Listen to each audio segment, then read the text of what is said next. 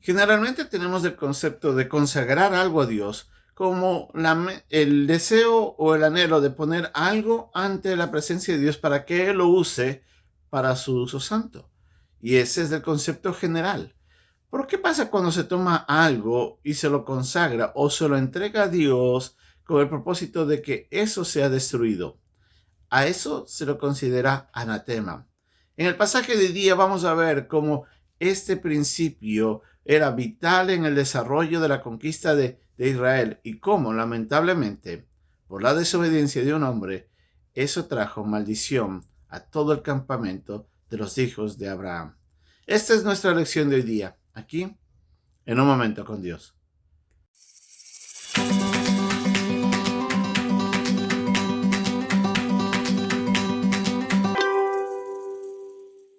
Antes de comenzar a entender un poquito lo que está sucediendo aquí, tenemos que volvernos unos versículos atrás en el capítulo 6 de Josué, cuando el pueblo de Israel recibe de parte de Josué un mandamiento. El momento en el que iban a tocar los cuernos, él les dice, vayan y rescaten a Rahab.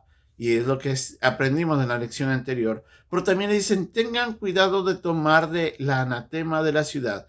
Todo lo que está ahí tiene que ser consagrado a Dios para ser destruido. Y en ese instante tocan las trompetas, los cuernos, el pueblo ingresa, conquistan y toman lo que era de oro, de plata, de bronce y de hierro y lo entregan en las manos de los sacerdotes para ser puesto en el centro de adoración de Israel. Pero nadie más podía tomar nada de lo que se encontraba en la ciudad. Todo tenía que ser destruido, todo tenía que ser aniquilado. Hombres, mujeres, niños, ancianos, animales y todo objeto que se encontraba dentro de la ciudad tenía que ser destruido por completo en fuego, porque era el propósito de Dios traer en ese momento juicio ante Jericó por todo su pecado. Dios le había dicho a Abraham 400 años atrás de que él no le estaba entregando todavía la tierra prometida a él ni a su descendencia, sino que sería después cuando la maldad de los amorreos lleguen al colmo, o sea, al límite de todo.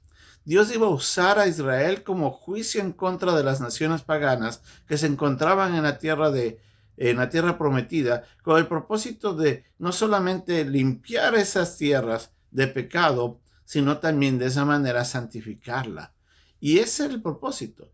Entonces, para Israel era importante seguir este mandamiento de parte de Dios. Dios no quería de que nadie saltara este mandamiento que él muy seriamente había dado.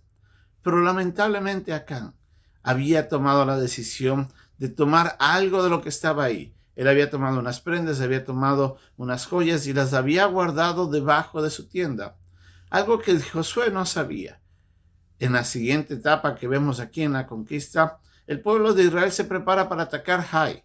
Y en ese instante envían un grupo de soldados muy pequeños, puesto que pensaron que así como tuvieron una gran victoria de una manera milagrosa, Dios obraría también de la misma manera, ya que el pueblo de Jai era menor en cantidad.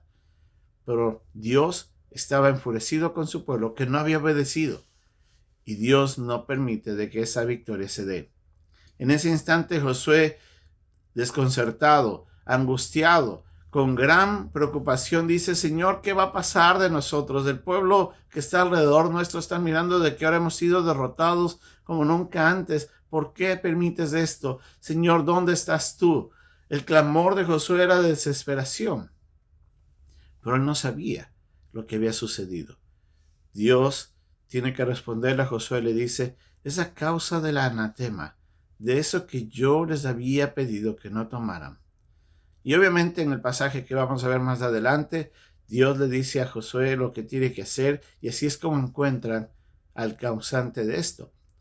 Lo importante aquí es entender el propósito de lo que representaba el anatema y cómo eso afecta la vida espiritual del pueblo de Israel y cómo nosotros podemos aprender de ello.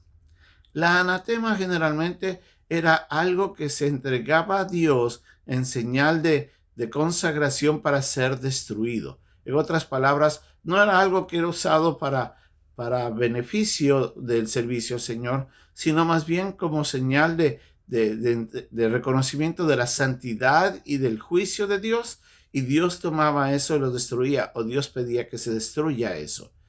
La idea era la santificación y el juicio. En ese instante, la anatema era todo lo que estaba en Jericó.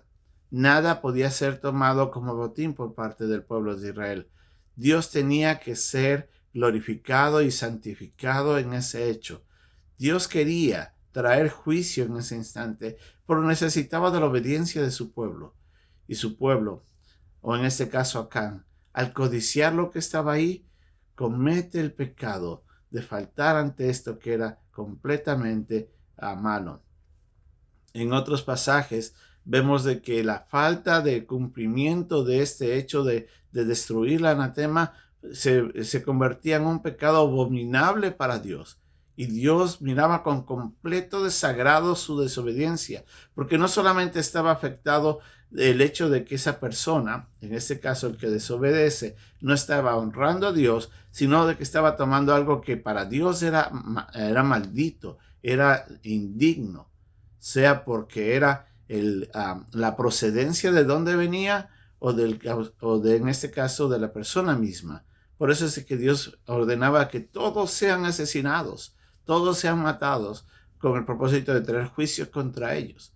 Entonces Dios era muy serio en esto, y la falta de este cumplimiento en el caso de Acán fue visto de parte de Dios como algo abominable, y por eso Dios tuvo que alejarse de ellos y no ayudarles hasta que esto no sea sanado. Usted y yo debemos recordar de que Dios es santo y Dios es bueno y Él es justo. Sus caminos, aunque nos parezcan raros y absurdos a veces, están completamente marcados con su carácter. Y es ante eso en que nosotros tenemos que tomar seriamente la responsabilidad de obedecer a Dios. No es cosa de jugar, es considerar que la santidad de Dios es sublime, de que sus caminos son justos y son buenos, y que lo que Dios quiera que hagamos nosotros tiene que ser cumplido tal y cual Él quiere que lo hagamos. Eso manifiesta nuestra obediencia, y eso permite de que Dios cumpla sus planes. El tratar de detener que Dios cumpla sus planes es lamentablemente tratar de destruir la justicia de Dios.